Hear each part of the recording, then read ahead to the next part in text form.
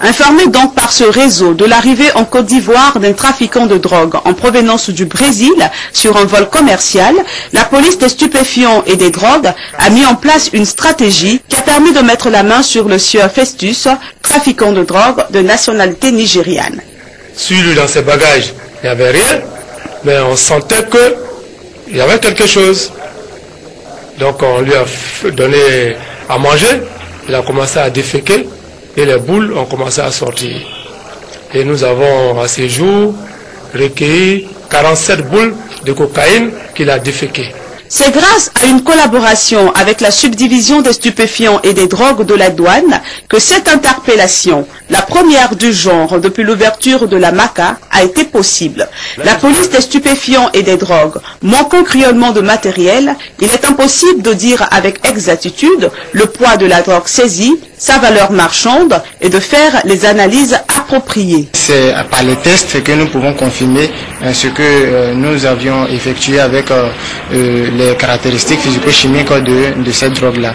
Et sans test, on ne peut pas vraiment confirmer la nature. À cela, il faut ajouter le manque de véhicules. Même pour conduire cet individu de l'aéroport ici, on était obligé de louer un taxi, ce qui est risquant pour nous. Donc si on avait un véhicule, puis des ordinateurs pour les procédures, c'est que nous attendons en urgence. Le sieur Festus, qui a avoué à la police qu'il a avalé 72 boules de cocaïne, risque 20 ans de prison. La police a déjà récupéré 47 boules. Une enquête ouverte permettra de connaître les commanditaires et les destinataires de... Les responsables de la police ivoirienne ont donc décidé de mettre fin à ce désordre. D'où l'initiation de l'opération de contrôle systématique de pièces administratives afférentes à la conduite d'un véhicule. La carte grise, la visite technique, l'assurance sont les pièces administratives contrôlées par la police. Sur le terrain, le constat n'est pas du tout reluisant. Plusieurs véhicules circulent dans le district d'Abidjan sans pièces administratives. C'est après constat que le DG a remarqué que depuis la fin de la crise, beaucoup de véhicules fantaisistes roulent sur la ville d'Abidjan. Au carrefour de la vie, dans la commune de Cocody, sur 10 véhicules arrêtés pour contrôle, seulement 2 ont les pièces administratives au complet. Et sur les 8 autres, un n'a aucune pièce administrative. Le comble, le chauffeur n'a pas de permis de conduire. Il a préféré s'éloigner de notre caméra. Son véhicule et les autres, dont les pièces administratives ne sont pas au complet, sont mis en fourrière. Le véhicule n'a pas de pièces, donc nous allons le mettre en fourrière le temps que le propriétaire se présente et qu'il paye les frais de fourrière et ensuite nous allons libérer le véhicule. On va immobiliser votre véhicule, on va envoyer votre véhicule au 8e. Vous allez venir à la préfecture de police, vous allez vous acquitter de votre amende et puis après on vous donne le reçu pour aller prendre votre véhicule. Non, on ne peut pas payer ici. Alors on est pressé. Vous ne pouvez pas payer ici, vous allez payer ça à la préfecture de police. La mission de grande envergure initiée par M. le directeur général de la police nationale. Donc de façon systématique, nos collaborateurs sur le terrain interpellent tous les véhicules qui sont dépourvus de carte grise, de visite technique et d'assurance.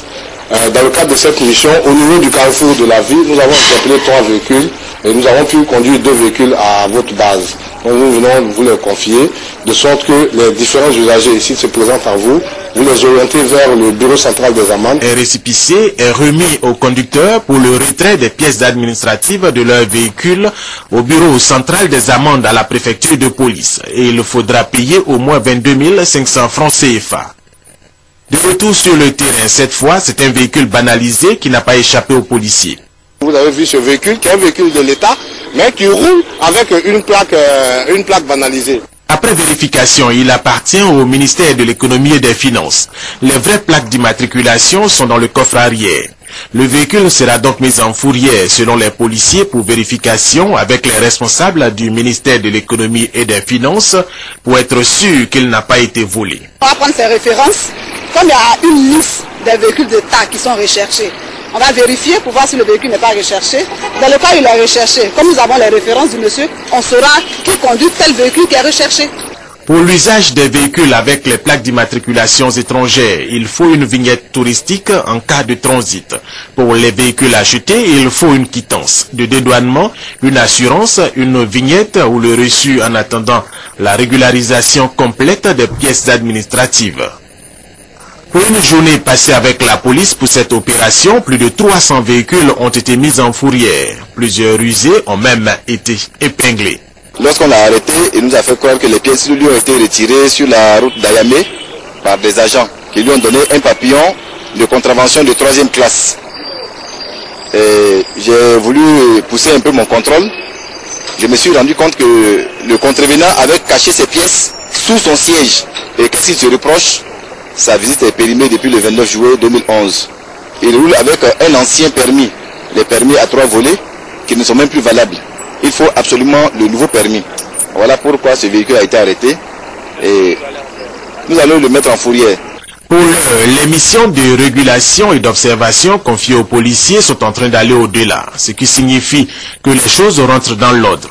Il reste selon eux leur dotation en armes, en matériel de maintien de l'ordre, en véhicules d'intervention avec bien sûr toutes les pièces administratives afférentes à la conduite d'une voiture, la rétrocession et la réhabilitation totale des commissariats de police, pour que la nouvelle police ivoirienne soit entièrement à la disposition des populations, comme le souhaite le ministre d'État, ministre de l'Intérieur, Ahmed Bakayoko.